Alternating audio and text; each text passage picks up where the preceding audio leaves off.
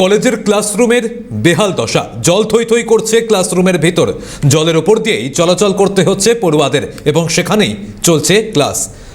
ভাঙা জানলার কাছ দিয়েই ঢুকছে বৃষ্টির জল। দুর্গাপুর গভর্নমেন্ট কলেজের বোটানি বিভাগে এই দুরবস্থার ছবি ধরা পড়ে।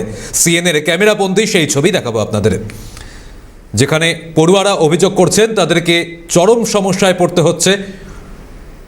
তারা একাধিকবার অভিযোগ জানিয়েছেন, কিন্তু তারপরেও কোনো সুরাহা হয়নি। আর এই সমস্যার মধ্যে দিয়েই তাদেরকে এই কলেজে যাওয়া আসা করতে হয় বা ক্লাস চলে। বৃষ্টি হলেই ক্লাসের রুমের মধ্যে জল থই থই অবস্থা হয়ে যায়, আর তার মধ্যেই ক্লাস করতে হয় তাদেরকে। এই সমস্যার মধ্যে পড়তে হচ্ছে তাদেরকে। আমাদের প্রতিনিধি রাজেশ সেনগুপ্ত কি ছবি তুলে ধরেছেন, নজর রাখবো। এই মুহূর্তে দাঁড়িয়ে রয়েছে দুর্গাপুরের সরকারি মহাবিদ্যালয় অর্থাৎ দুর্গাপুর গভর্নমেন্ট কলেজে আমরা এই মুহূর্তে দাঁড়িয়ে রয়েছি, এবং যেটা রয়েছে সেটা হচ্ছে বোটানি ডিপার্টমেন্ট। ভুল করবেন না, যদি এই রুমের যে জল দাঁড়ানোর ছবি সেটাকে রাস্তা ভেবে ভুল করবেন না যে বেহাল হয়তো কোনো রাস্তা বা ভগ্নদশায় পরিণত হয়েছে সেই রাস্তা, আদবে কিন্তু তা নয়। বৃষ্টি হলেই ছাত্রছাত্রীদের মধ্যে একটা আতঙ্ক দানা বাঁধে এবং জানলার কাচ ভেঙে গেছে, এবং যার জেরে কিন্তু যে বৃষ্টির জল ভেতরে ঢুকে পড়ে এবং তার ক্লাস করতে বিশেষ অসুবিধার মধ্যে পড়তে হয় ছাত্রছাত্রীদের।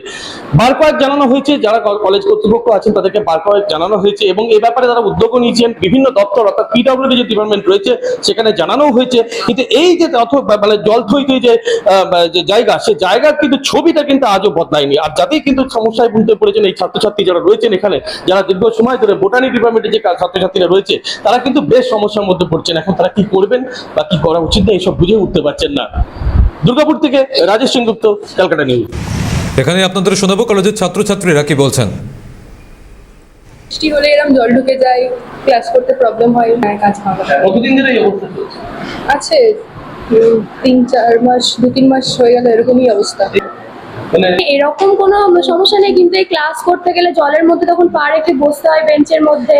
আর মানে জানলাগুলো এবার খোলা রাখাও যায় না, এবার বন্ধ রাখলে তখন রুমটা পুরো মানে ভাপ হয়ে যায় পুরো রুমের ভেতরটা। আর তখন জল ঢুকে পুরো এই মাটি জল হয়ে যায়, তখন পা রেখে বসতে অসুবিধা। এটা আমাদের বোটানি ডিপার্টমেন্ট। পাশাপাশি আপনাদের শোনাবো কলেজের অধ্যাপক কি বলছেন তিনি এই ঘটনায়। আমাদের রিসেন্টলি রিপেয়ার হয়েছে, কিন্তু ওই দিকটা যেহেতু বাইরের দিকে কার্নিসটা একটু ছেড়ে আছে, সেই জন্য ওই জলটা এদিকে ভিতরে পড়ছে। সত্যি এটা ছাত্রছাত্রীদের অসুবিধা একটু হয়। এটা তো আমরা নিজেরা কিছু করতে পারি না, এটা তো ধরুন পিডব্লিউডি থেকে এসে ইন্সপেকশন করে তাদের এটা কাজ, এবং সেটা কলেজ অথরিটি অ্যাডমিনিস্ট্রেশন দেখবে। কলেজ অথরিটির কাজ জানানো হয়েছে। কাকে জানিয়েছেন? আমাদের এটা মেনলি অফিসে, মানে প্রিন্সিপাল স্যার। কতদিন ধরে এই জাস্ট কয়েকদিন, বেশি দিন হয়েছে। ইনসাইডটা, আউটসাইডটা হয়নি। আউটসাইডের কাজ ওরা দেখে গেছে, ওই থেকে সমস্ত দেখে গেছে, বাজেট তৈরি হচ্ছে, এবং ওদের তো বিভিন্ন ধরুন গভর্নমেন্টের মানে প্রোটোকল থাকে। আর এই কলেজের এই বেহাল দশার সামনে যে ছবি, সেই ছবির সামনে আসতেই কিন্তু শুরু হয়েছে রাজনৈতিক তরজা। তৃণমূল এবং বিজেপিকে প্রতিক্রিয়া দিচ্ছেন, শোনাবো। আপনারা জানেন যে লোকসভার টাইমে আমাদের কলেজটাকে ইলেকশন কমিশনের তরফ থেকে নেওয়া হয়েছিল। টাইমে ওই যারা ছিলেন তারা বেরিয়ে যাওয়ার পর প্রচুর জায়গায় প্রচণ্ড ড্যামেজ হয়েছিল। সেখান থেকে আমাদের প্রিন্সিপাল স্যার যেখানে যেখানে জানানো চিঠি করানো করেছেন। ইতিমধ্যে আমাদের কাছে যতটুকু ইনফরমেশন আছে যে এটার ওয়ার্ক অর্ডার অলরেডি পেয়ে গেছে। এরপর বাকিটা তো গভর্নমেন্টের কাজের উপরে, পিডব্লিউডি যখন এসে কাজ করবেন পুরোটাই রেনোভেট করার। কারণ আপাতত ফার্স্ট ফ্লোর আর সেকেন্ড ফ্লোরের কাজ কমপ্লিট হয়েছে, থার্ড ফ্লোরের আলাদা করে একটা গেছে ফাইল, সেটা হয়তো চলে এসছে। পুরো কাজটা স্টার্ট এই তো এই আপনার লোকসভা ইলেকশনে যখন আমাদের কলেজ নিয়েছিল, মানে ওই আপনার কাউন্টিং কেন্দ্র করা হয়েছিল, তারপরেই এই রকম ঘটনা, মানে পাঁচিল ওরা কনস্ট্রাকশন করেছিল, সময় যাওয়ার টাইমে কোনো রকমের ভেঙে রাখা, তারপরে লাইট পাখা অনেক কিছু আমাদের ড্যামেজ হয়েছিল। আমরা সেখানে চিঠি প্রিন্সিপাল স্যার অলরেডি করেছি। পিডব্লিউডি দায়িত্ব দিয়ে এই কাজগুলো করে থাকেন। এখানে যদি মনে হচ্ছে যে গভর্নমেন্ট কলেজের অধ্যক্ষের কাছে ফান্ড নেই, তিনি কেন্দ্রীয় সরকারের সাথে যোগাযোগ স্থাপন করুন। এই রাজ্যের থেকে নির্বাচিত মন্ত্রী আছেন ডক্টর সুকান্ত মজুমদার, তার সাথে যোগাযোগ করুন। যোগাযোগ করলে গভর্নমেন্ট কলেজের ইনফ্রাস্ট্রাকচার ডেভেলপমেন্টের জন্য যে ফান্ড দরকার, কেন্দ্রীয় সরকার সেই ব্যবস্থা করবেন। এনারা শুধু টাকা দেওয়ার পরও প্রপার ওয়েতে কাজ হচ্ছে না কেন, এটার প্রপার ইউসিও জমা দিতে হবে।